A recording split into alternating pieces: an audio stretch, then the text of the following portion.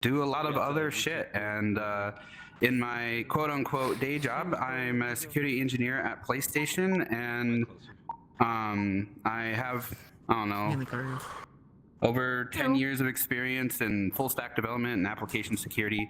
And then right next to me is... Hi, I'm Janaeos. I am the vice chair of Hack Your Lives, the 501c3 behind DEFCON Furs. I'm also on the DevOps team at Furality. In fact, I just staff a lot of the same things that Allo does. I have been a DevOps engineer, SRE, and now an SRE manager for the past 10 or 12 years, currently working in the GovTech space, and I've been going to DEFCON for, I think, 7 or 8 years now. Actually longer. Yeah, 22 definitely. Was my first one, so 10 years. Really? 22 was my first one too, but I don't think we hung out then. We did not. Yeah, that's crazy. So we both mentioned DEFCON Furs. So this panel is kind of being hosted by DEFCON Furs. We did a panel last year talking all about DEFCON Furs, and we figured we'd bring something new for this year. But DEFCON Furs, it's basically a mini FurCon attached to DEFCON, the hacker convention in August 8th through the 11th this year. We have a Telegram group that's probably our most active place you'll find us, which is at DEFCON Furs, spelled out. You know, if you're interested in going to DEFCON, check us out on Twitter, follow us. We'll have more information coming up soon on that. But yeah, this panel is not about DEFCON. It's about hacking. So why don't you start us off? What is hacking? Yeah, so there's been a lot of evolution of this term over the years. The dictionary says that it's a person skilled in information technology who achieves goals by non-standard means. In popular culture, it usually refers to somebody that's a security hacker, somebody that's breaking into computer systems and, you know, stealing all your data and stealing your credit cards and emailing your wife. Hacking can actually be a lot more than that, though. It could be lockpicking. It could be physically breaking and entering into a building without leaving a trace. It could be opening packages that are tamper-proof sealed. Really, it's people who like to learn how to exploit systems, right? Not just computer systems, but locks and alarm systems and buildings and even people towards some kind of goal. Yeah, all about subverting the system, going around what you're meant to do. So with this, there's a couple, you know, thoughts behind sort of the interaction with this term of going around things and you know, either playing by the rules or not. Most of the time in common media culture, I mean, if you Google hacking, you're going to get the guy with the ski mask ready to rob a bank, even though he's literally like in some random location with a computer, right? But you know, I think I used that image in the deck, actually. It's so stereotypical. You know, but obviously there's a lot of things that goes into this, especially when it comes to computers and you know, all around us, we're surrounded by them. I mean, even right now in VR, right, we're on a computer, and so there's security around that, and you know, not everybody is a bad guy. There's some industry, I guess, in terms where here it's like white hat, black hat, gray hat. It's mostly sort of just white hat, basically people that are working in infosec or around hacking. I mean, this is mostly around the computer stuff, but just sort of the good guys. Woo, but we, you know, not we just do a lot around of the computer stuff, even. I was going to say, not even just not even just the computer stuff, right? You have white hat people who will do pen tests on buildings and try to break and enter to help you improve your security, right? And usually these are people that you hire or have a contract with that work for some sort of firm that this is what they do. They have permission. They have permission to break your shit. Exactly. Get permission. Don't hack things you don't own. And just because you pay for AWS instance doesn't mean you own it. You have to talk to AWS before you do bad things with it, like to test your own stuff. So, you know, you have permission, you're doing what you should do. That's mainly what white hat is. Black hat is, you know, all the criminals that are doing things without permission and what they shouldn't be doing. And, you know, how would you define gray hat?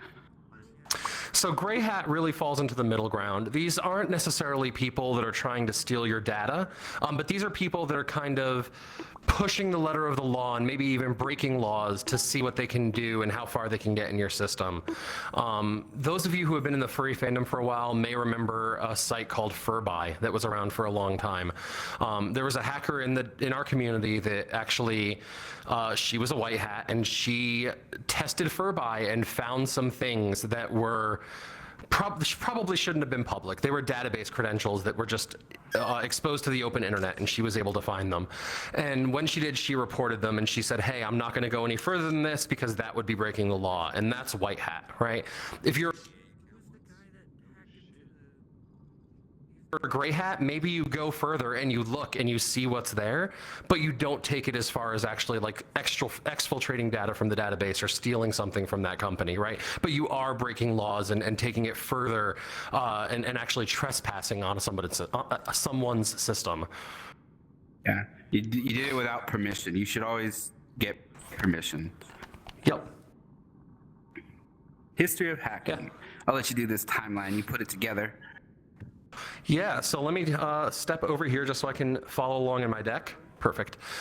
So I figured today we would talk a little bit about where hacking started, where it came from, and kind of some of the cool stuff that was done that has created modern hacker culture. And we're going to start back in 1965. And this is a story that gets passed around at DEFCON a lot and really was the genesis of a lot of hacker culture.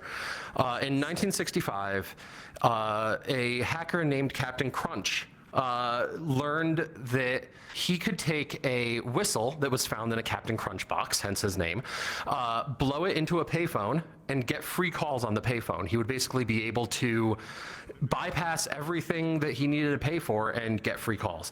That number, 2600 hertz, is actually really stuck in the hacker community. And up until recently, there was a magazine called 2600 for the hacker community based on the frequency that this whistle would blow.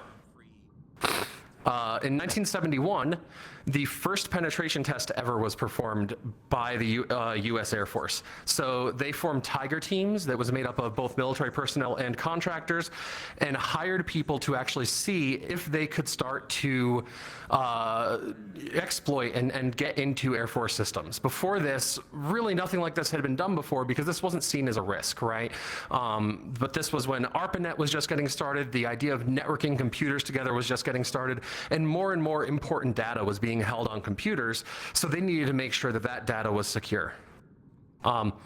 In that same year, the first virus ever, not on the internet, but on ARPANET, was deployed, and that virus was called Creeper. If you guys can see the deck down in the right-hand side, you can actually see what the Creeper did. And all it did was, when you got infected by the Creeper, you would get a message on your teletype, which is what they called a screen, and it was basically a screen, but it would output one character at a time. You would get a message on your TTY saying, "I am the Creeper, capture me if you can."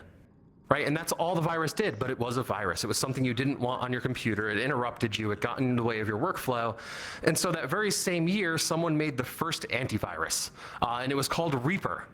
Reaper used the same network traversal mechanisms as Creeper to actually get into your computer, see if you had Creeper there, remove it, and then remove itself. And that's all that Reaper would do. In 1975, the term worm was used for the first time in a book, you should read it if you haven't, called The Shockwave Rider by John Brunner. We still use that term today for certain types of viruses like Creeper and Reaper that actually use a network or use a way to get into your computer and then from your computer pivot to other computers that it can access. Next slide. Cool. So in 1982, the first microcomputer viruses. Basically, before now, every computer that was infected was a supercomputer, either run by the military or some university that was on ARPANET. But in 1982, microcomputers were starting to proliferate around the world, and the first microcomputer viruses were actually created, the first one being known as Elk Cloner. And you can kind of see the text there. "I will get on your disk. I will infiltrate your chips. I'm Elk Cloner. It will stick to you like glue. It will modify RAM 2. I'm the Elk Cloner." This was the They're so first thing that pony. really modified. I know, everything was so pony. Some of these were just ridiculous. But this was another worm that would actually just traverse and get into microcomputers. This was actually distributed on floppy disks because at this time, microcomputers basically weren't on the internet. And so infected floppies were actually being put into the supply chain, and people were installing software and then all of a sudden find themselves with Outcloner. And keep in mind, at this point, there really was no antivirus. People didn't know that this was something that could happen. 1984, this was when academia really started to get concerned about viruses. A hacker called Ken Thompson, still very relevant today, published a paper called Reflections on Trusting Trust. And in that paper, and this is going to get a little bit in the technical weeds, I'm not really sure how to make it more accessible, but basically what Reflections on Trusting Trust said, or posited, was Ken Thompson was able to make a compiler level attack on Unix systems. And what that means is, if you take a step back in time, you used to have to actually compile your operating system because commodity hardware wasn't really a thing. If you wanted to run Unix, you had to compile it for the system and the hardware that you were building it on. And the attack that Ken Thompson detailed in Reflections on Trusting Trust was an attack where he, as you were compiling Unix, would detect that you were compiling Unix and then infect your login binary so that when you logged into Unix, you would be infected automatically. And in fact, he would infect the compiler that installed with Unix so that if you compiled a new version of the kernel or a new login binary, it would still be infected. This was probably at the time the most sophisticated attack that had been detailed. And it really started academia down the track of starting to think about what they could do to protect against this, because this was obviously a nascent threat. Just a couple years later, this really kind of showed in the wild. 1986, the Brain boot sector virus, which affected IBM microcomputers, was the first malware to infect IBM microcomputers. And this was really kind of like the start of commodity hardware, right? This is, people are starting to get computers in their homes. These are personal computers. And all of a sudden you have a virus that not only is infecting these computers, but is doing so in the boot sector, meaning even if you reinstall your operating system, if you reinstall all your software, if you wipe everything, unless you actually are technical enough to wipe your boot sector and rebuild it, which wasn't very easy or very common in this day, you were still infected. So you reinstall your operating system, you still have a virus. This was the same year that the Computer Fraud and Abuse Act was enacted, and this law, or a version of it, is still in effect today. And basically, it spells out federally what the penalties are and what the definition is of computer trespass. Stepping back to that black hat, white hat slide, white hats won't violate this in their attempt to get to your data to see what's misconfigured on your system. Gray hats will. Cool. So 1987, just a year later, the first commercial antivirus products became available. Some names that you might recognize: Kaspersky, McAfee, and one name, and in fact that's the screenshot that I have here, that you probably don't, which is Nod32. I actually looked this up as I was writing this talk. They do still make an antivirus. I don't think anybody uses it in production today, but they do still make an antivirus. And this is what it looked like, right? Very different than the antiviruses of today. In fact, if you're running a modern version of Windows, you've probably never even seen your antivirus. It's just kind of there. 1989. I didn't actually know this when I started doing research for the deck. I thought ransomware was something that had just popped up in the last 10 or 15 years. But it turns out the first ransomware virus was in 1989, and it was called the AIDS Trojan. And it would infect your computer, and it would actually demand that you send $199 to a P.O. box in, I want to say, Panama City. I'd have to double check on that. But basically, it would lock down your computer and hold it ransom unless you sent $199 to this P.O. box via snail mail, and waited for them to send you back the way to get this virus off your computer. 1990s, now we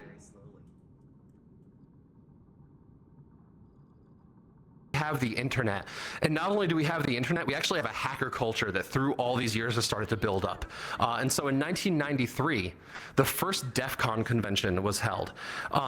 There's different stories depending on who you ask. According to Dark Tangent, this was a birthday party for a friend that was in the community.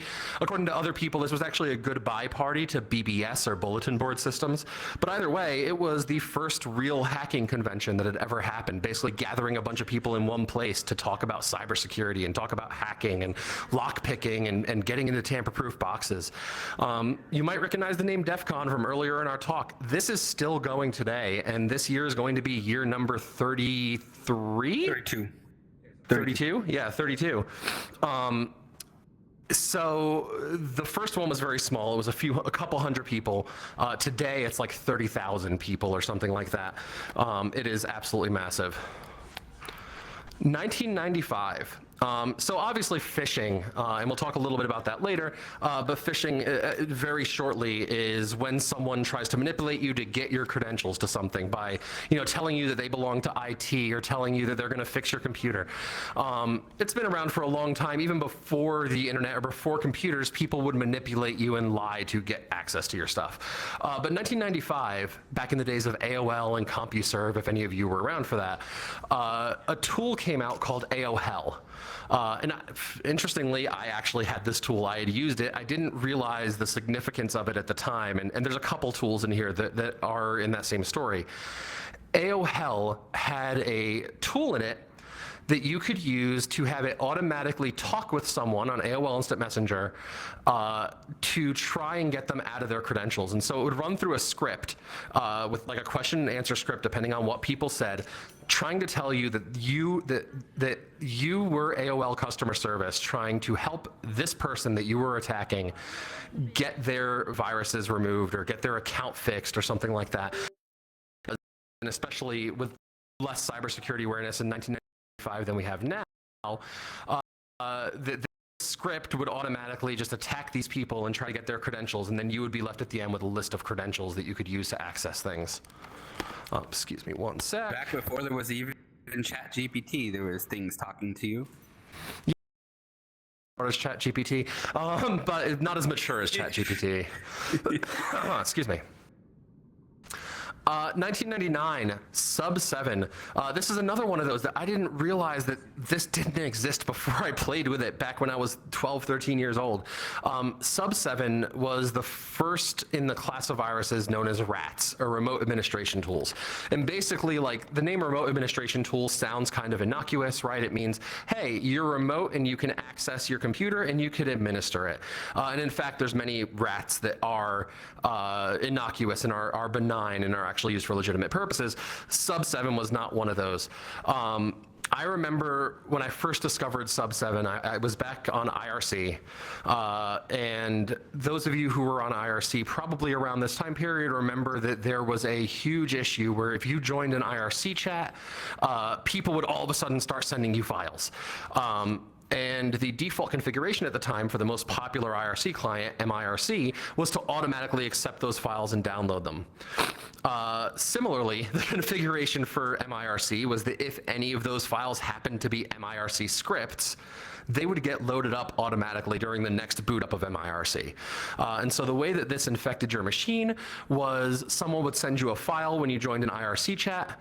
The next time you booted up IRC, that file was an MIRC script. It would then go to the internet, download Sub 7, launch it on your computer, and all of a sudden, your computer was able to be managed via Sub 7. And in fact, the way that they reported to the Sub 7 commanders, which were a ton of people, was by reporting into an IRC room and saying, hey, I'm here, here's my IP address, I'm available. And you can see the control panel here. It could do all kinds of neat stuff. It could, the way I realized I was infected was it would actually, somebody was remotely opening and closing my CD-ROM drive, and I had no idea what the hell was going on. It's like sort of botnet, basically. Basically, everything together. it was the precursor to a botnet, right? And it kind of proved that botnets could be a thing. Interestingly, this was like how I got into hacking and security culture.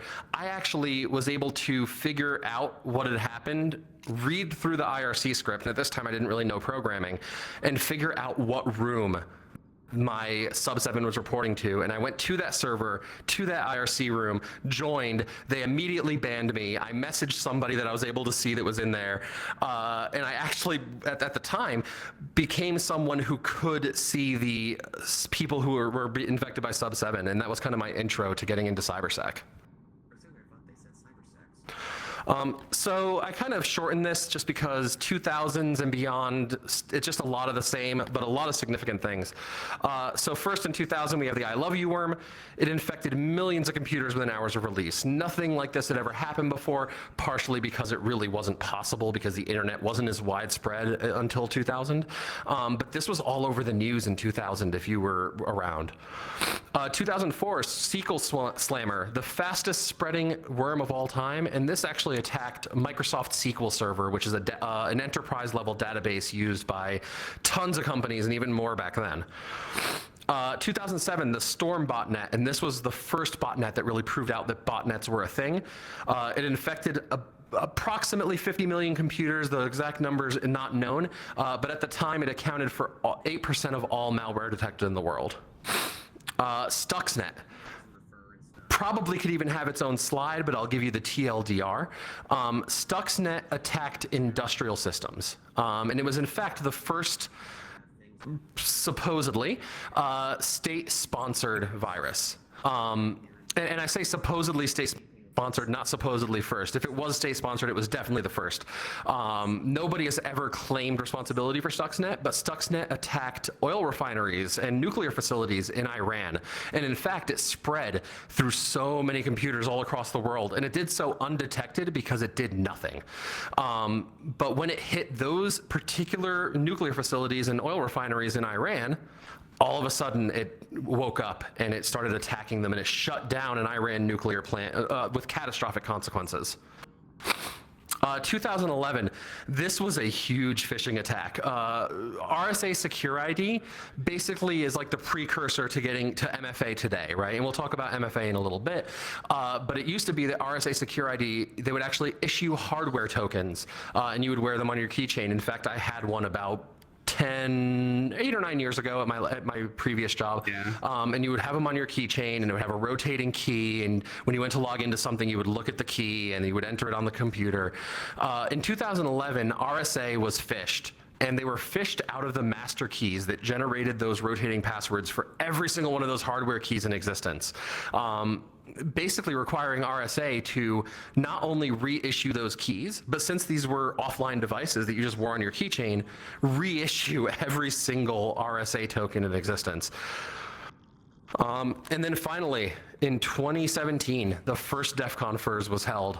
I wasn't there, AlloFox was, along with the other founders, K-Fox, Drano the Cat, and Tanuski. Yeah.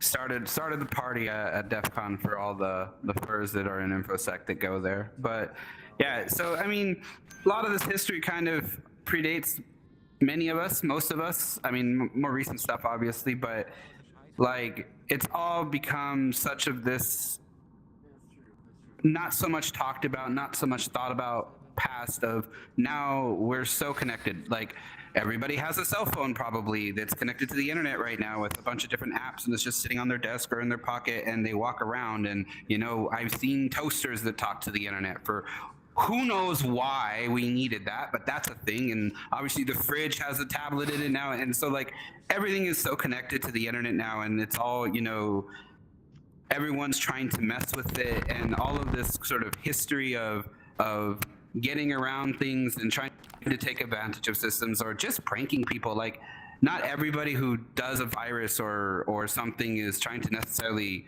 steal anything, but it's still, you know, they're still going where they're not supposed to be, or doing something where they don't have permission. And, you know, for better or for worse, it's just, there's an importance we should all have on protecting at least our accounts and the stuff that we care about most. Like, for example, your bank account, your PayPal account, or your identity stuff. If your social security number, all that things. When you have private information, you generally don't want that just posted to the internet. So kind of something that I wanted this panel to talk about, and it's really only mainly used in security and security kind of, at least where I've seen it at work, where we call it threat modeling, where we're kind of like analyzing like what are the actual things that are vulnerable, who's actually out there wanting to do something with that, how much at risk are we? And there's whole weeks long things, there's quick whiteboard sessions, there's tabletop exercise that all the big companies do to kind of figure out and think ahead of the other side of what they're going to do. But I think it's something that we could really apply to just everyone's everyday life, especially when we're constantly surrounded by stuff we hear on Twitter, or see on Twitter, read on Twitter rather, or see on the news for those that still watch TV today. But there's headlines somewhere. TikTok, Twitter, Blue Sky, your Discord server, everyone pings that go off every 5 seconds. Wherever you get your news, there's always, oh, watch out, so and so is hacked. Don't reply to this person or whatever, right? And take these actions now to protect yourself. And you're just like, you know what? I'm just going to ignore everything because I just don't want to think about it, and screw it, right?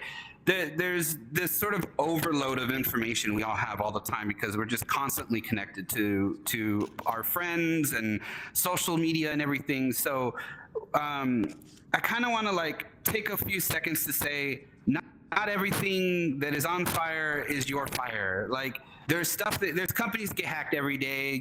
Everyone kind of heard about Target. I mean, you Google any company name, there's probably something in it, and does that have anything to do with you? Are you at risk? And if everybody's getting hacked, what could I possibly do? Well, good news is the things that you really need to worry about most are actually pretty simple to take care of, and is the most overlooked thing that I've generally find with all the people that I've interacted with and that aren't already like in the hacking culture, like just normal everyday friends and just random people that I've talked to sometimes and talking about this kind of stuff. Like, I'm sure you guys have heard of a password manager, but how many of you actually using one? And even if you're not, that one password you have memorized that you use on like all of your websites, you shouldn't be doing that. They should be unique. So like, what I kind of want to touch on here is this idea of threat modeling is kind of what we call it, but just this, what do I as an individual need to be worried about, and then what can I actually do about it? And then kind of not worry so much about problems that, your companies of stuff that you use, it's their kind of stuff to figure out.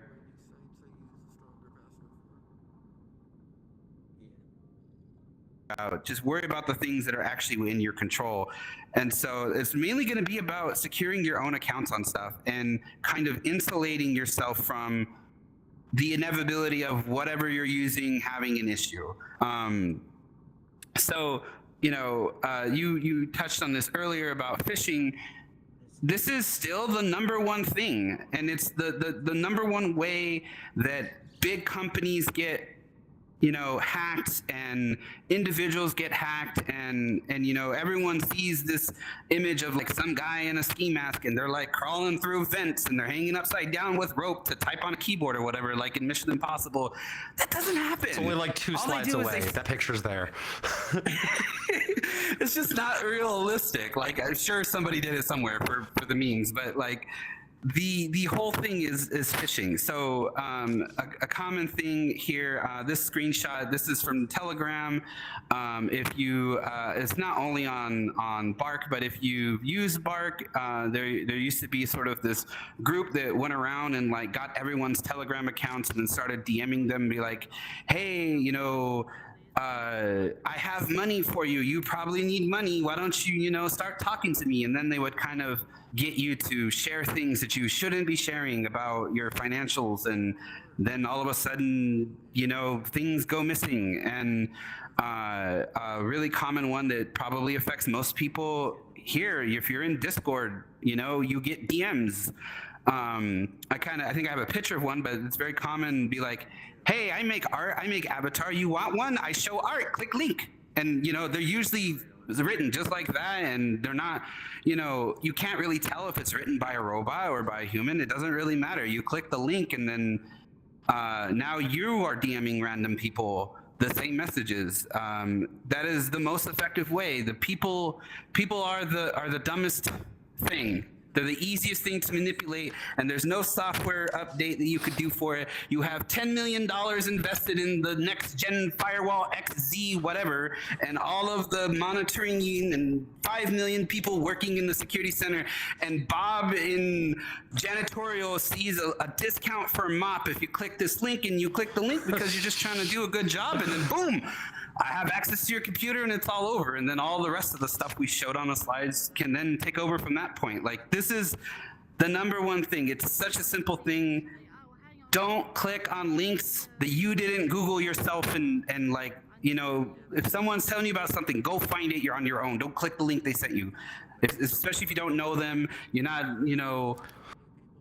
associated with that. But it's just, I can't emphasize it enough. This is like the number one thing. The number one thing. Stop clicking on links that you get in email or in Discord. I am. And don't forget, if Bob from IT asks you for your password, no, he didn't. Nobody needs your password. Stop giving people your password. But anyway, there's other kinds of quote unquote phishing that have cool terms like phishing, where it's voicemail.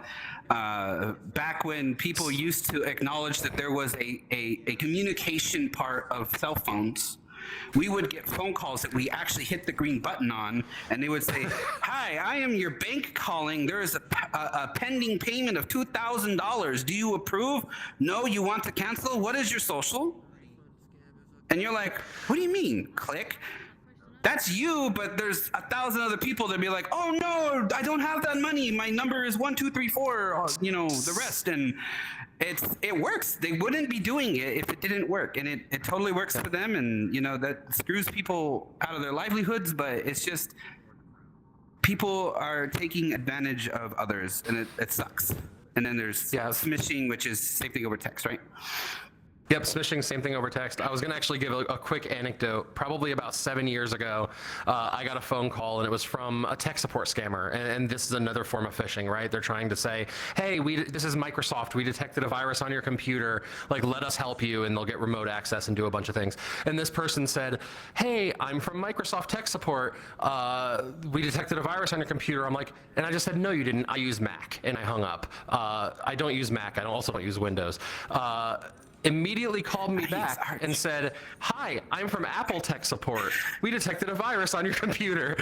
And I just I didn't even know what to say. I was laughing so hard I just hung up. But this still happens today, right? Tech support scams still happen. Health insurance scams still happen. Many of you have probably gotten voicemails saying, open enrollment is coming to make sure that you can keep your insurance. Call this number.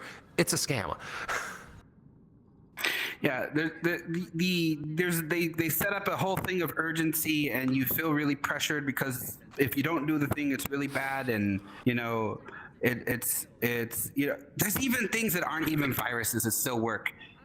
I mean, yep. Grandma messages you an email or even uses Facebook, and it's like, if you don't repost this to 7 people, you're gonna have bad luck. And then how many of you copy pasted that shit?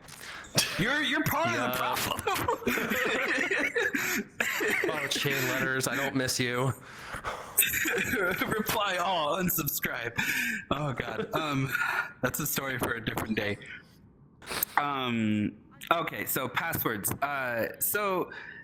Yeah, there's been a lot of not development, but sort of evolution on this whole mentality on what should we do for passwords, and it's got to be like the most stupid thing that you could like face smash your keyboard and come up, oh God, there goes my Vive tracker. Well, we'll see how long my hands last. Let me turn off calibration before it goes. Where is button? Oh, and there it goes. There goes my hands. Oh boy. All right, hold on. Let me grab it off the floor. While he's doing that, I'll take over real quick. So there's been a lot of evolution. It used to be like, hey, you can have your password and it can be the same everywhere. And we used to tell people, make sure it's something that you can remember so that you don't have to write it down. And at the time, that was actually really good advice. As I have a pretzel next to me. Subverting the system. Yeah, that advice has changed. And the reason is that, like, we're able to hack passwords now, right? We're able to get your password. And if we have your password to one place and you're using that same password elsewhere, we can use that password to figure out where else you have accounts and to get into those accounts. And so now the advice is to use not only unique passwords, but randomly generated passwords, right? Famously, there was a celebrity, it was Paris Hilton actually, who had her Twitter hacked years and years and years ago because her password was the name of her dog, Tinkerbell. So use random passwords, use unique passwords, and store them in a password manager. On the right of the screen, you'll see a couple of different options of password manager. 1Password is really good. KeePass is the one that I personally use, though it is a little bit more technical. It's offline. And then if you really need a cloud password manager but want to keep good security, the third logo here is Treseret, which is a completely encrypted vault that includes a password manager. LastPass I didn't put on here for a reason. I would avoid. They've had some interesting security issues in the past couple of years. But if you're using that, it's better than reusing passwords. So still good job. My hands still messed up. My hands are still messed up. Anyway. Your hands are still a little messed up, but you're not a pretzel anymore. It'll calibrate eventually. So yeah, password managers are great. Even you can go to Walmart and in the stationery section where they have notebooks, and I see it at Staples too, there is a password book that you can buy, a physical piece of paper where you can write your account, email, and password. And everybody laughs about it. Be like, don't leave it on a sticky note. But even that would be better than using the same password everywhere, because the only way people will steal that password is if they physically break into your house and like find the book, right? Yep.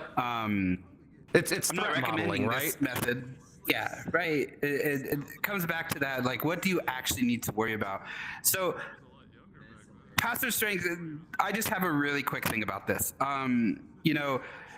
There's all kinds of things, especially if you've ever gone to like college or used any kind of university software or had an account at work where you had to create a password and there's all of these rules. I mean, the social media platforms kind of do it, but they don't make it as annoying.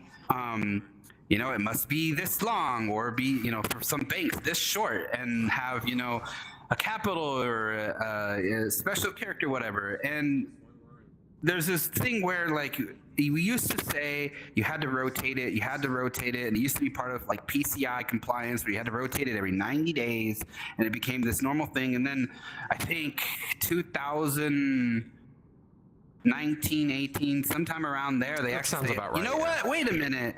You actually shouldn't be rotating your password, because after we found out that we had to make this person, all of these employees rotate their password every 90 days, they got really frustrated with it, and it became password 1, password 2, password 3, and some of you are thinking, actually, that's what I do. And you know what? A lot of people do that, and then all they do for the password, like, crackers is they just add the 1, 2, 3 or the year or whatever as part of the passwords that they try to break in with. So it's just not helping security by making people change their password that often when it's not needed.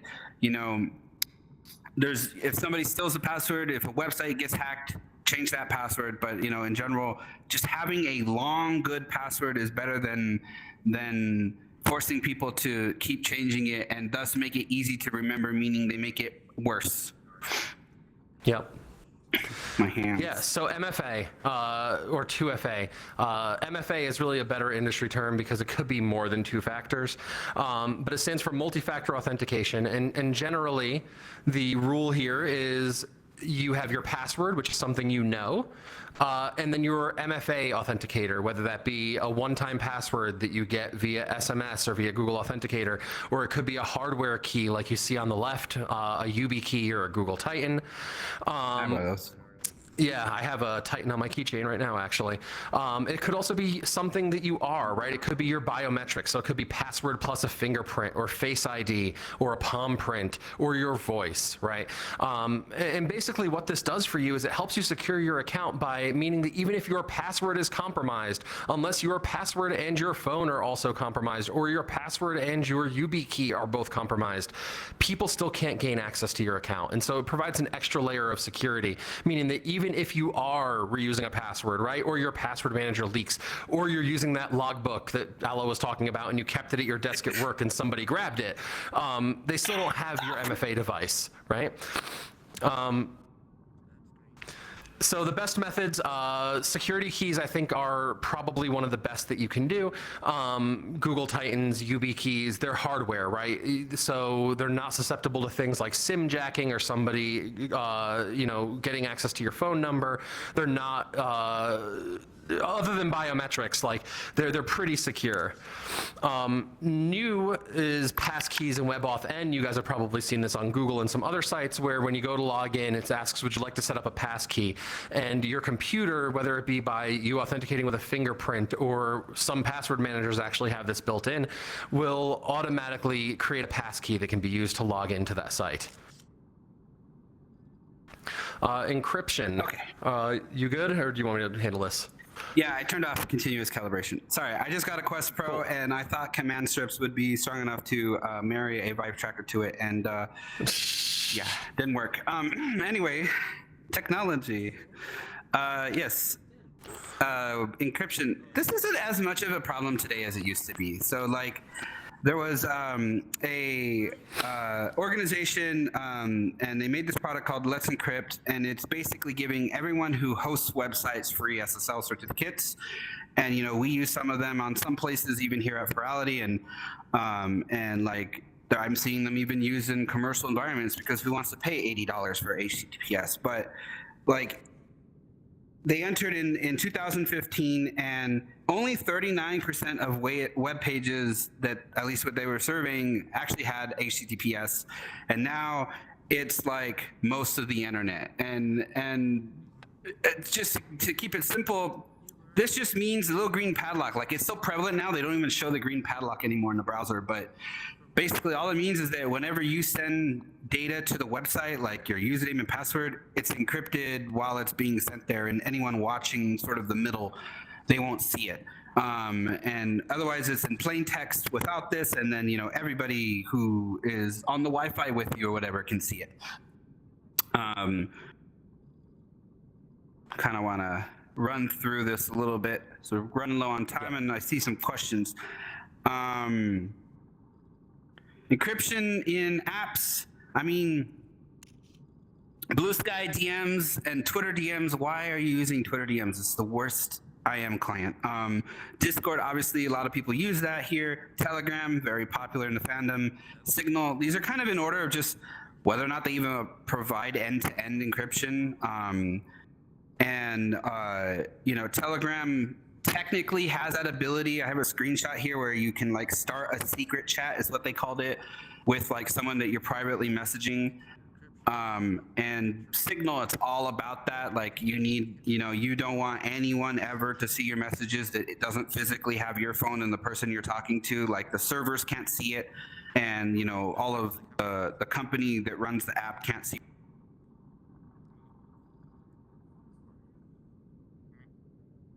your information. That's what that's for.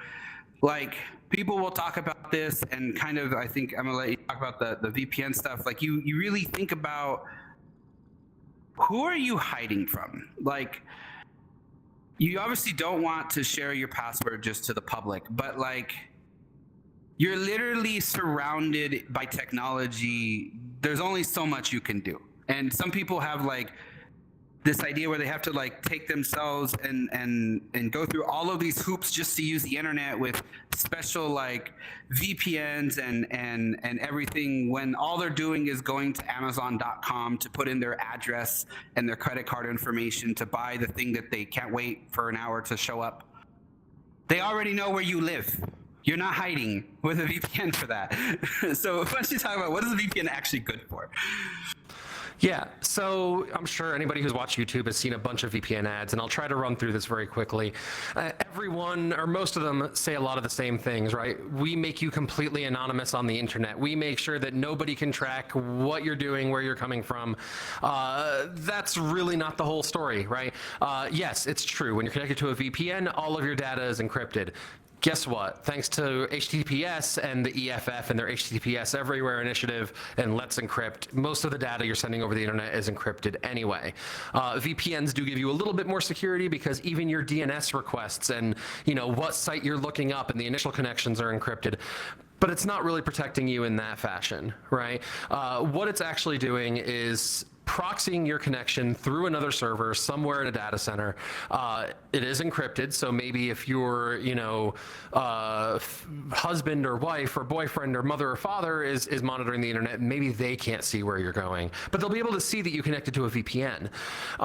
It does allow you to be on a different network. In fact, that's where the term VPN came from, virtual private network. So in a work environment, work may require you to connect to a VPN to access work things, shared drives, programs, because then they're controlling your connection, right? You're controlling through a secure connection. They can also let you be in different geographic points of presence. So when these ads talk about, oh, well, if you just connect to a UK server, you can watch Netflix and get all different shows. That part is true, right? It can actually help with that. But generally, these VPNs are not providing as much security as some of these ads may lead you to believe, right? You're still using that VPN and then going to a website and logging in with your credentials. It's not protecting those credentials. You're still putting them into that website, right? So it's not really helping in some of the ways that some of these advertisements might have you believe. It's not a magic cloak that hides you from Nope. the world. Some of you have recognized this image, the Furality Umbra horse that, VR chat leaked to the world like 2 months ago. No, I'm just kidding.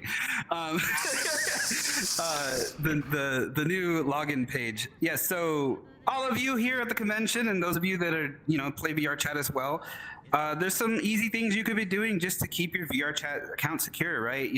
Use a password that you haven't used on any other website, because if that website gets attacked, they can't come and try it over here. Set up a 2FA app like Google Authenticator that you scan a QR code when you set it up, and then every 30 seconds it generates a new code, and that gives you that 6-digit number to type in. And the whole point of that is if someone steals your password, they still don't have your phone. So it's like an extra layer of security. Don't share your logins with people. I know that this friend of yours is really good at Unity and I don't know how to Blender, but they can do it, and then you want them to upload your avatar for you. Don't give them your account. Have them send you the stuff you need and sit in a Discord call and figure it out and get it uploaded on your side so that you don't have to be sharing this account information with them, because even if you trust them, they might have a virus on their computer or whatever you send it on. Like, just don't do it. Just don't do it. You're opening yourself up to that risk. And be careful when you use third-party apps. Like, I know there's some popular things that extend VR chat for, and you log into them so that they can access your account, and you just, you got to be careful where you're putting your password.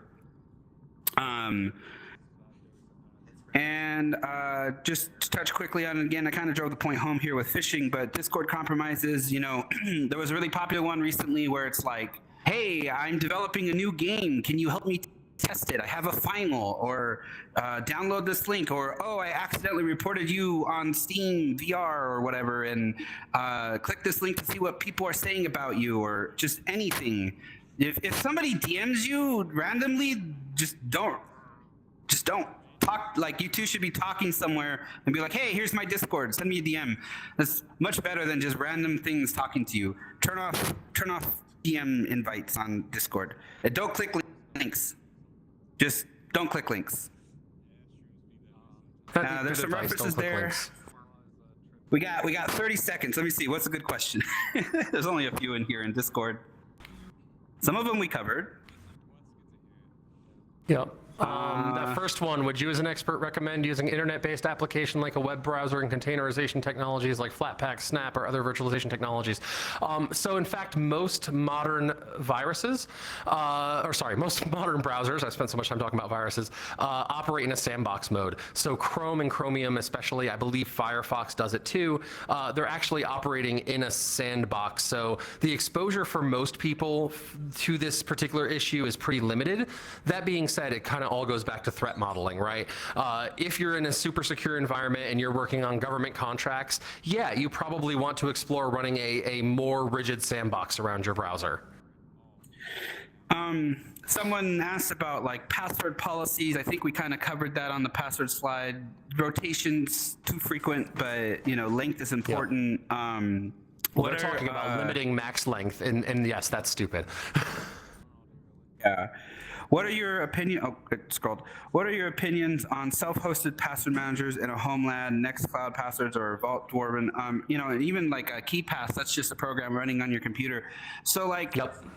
If you are a nerd and want to like set it up, and you have servers, and you have the time to play around with that and set that up, that's really cool. And it only means it's as insecure as your configuration, and especially if it's accessible from the internet. I doubt you have the resources that a company whose entire job is to be a password vault has on protecting your password. But if it's just on your personal computer anyway, it's just a matter of convenience.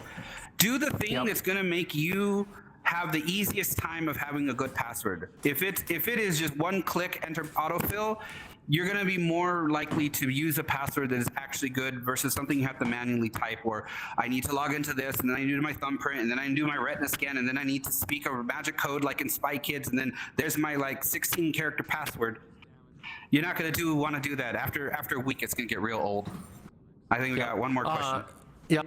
So what do you recommend certification-wise to people pursuing cybersecurity careers?